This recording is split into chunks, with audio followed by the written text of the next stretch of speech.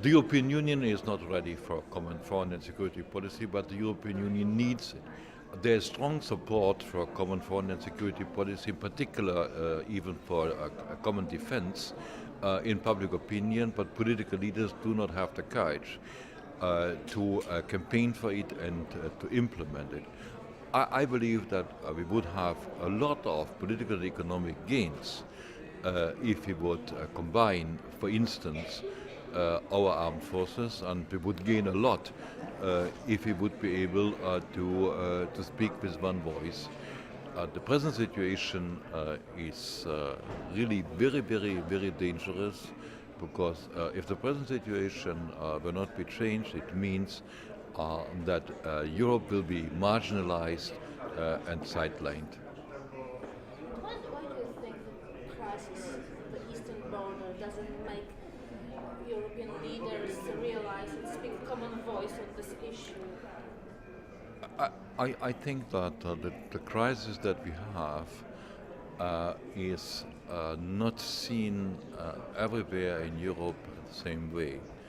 So the Polish view, the view of the Baltic countries, the Swedish view is not like the French or the Spanish or the Italian, or even the Czech or the German. There are differences.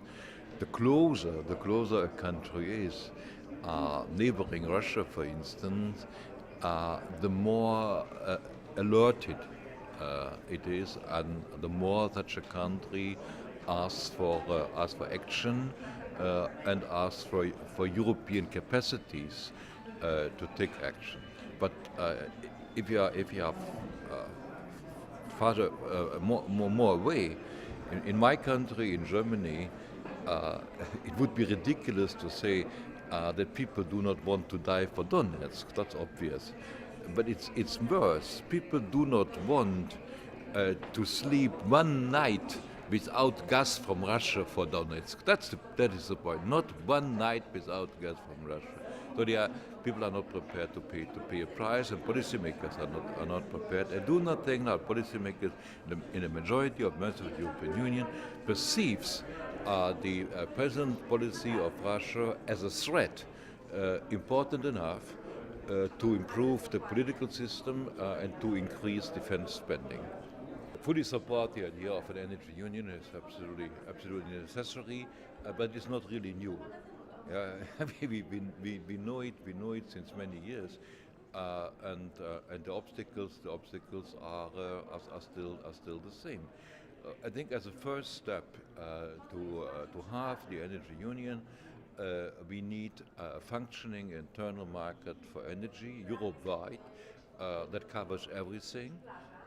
Electricity, gas and oil, and make sure that there are no isolated parts of the European Union which are dependent on supply from the outside world. That is the first step. For that we need a Europe-wide grid, a very modern grid. We need to invest a lot in energy infrastructure. I do not see it. So it will need some time.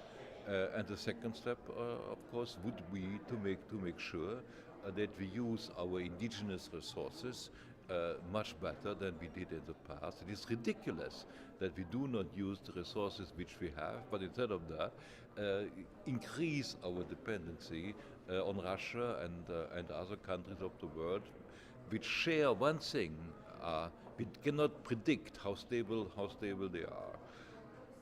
Can we use our indigenous resources like coal, lignite, shale gas? I think yes, we can, if at the same time we develop clean coal technologies. Yeah? And of course, we have to reduce its CO2 emissions. So we should concentrate the money not only on the development of renewables, which is an extremely costly solution, but we should also spend money for development of technologies which would allow us to use the energy resources which we have. Well, the main recommendation would be to make sure that we have better policymakers in the European Union with more courage and more vision.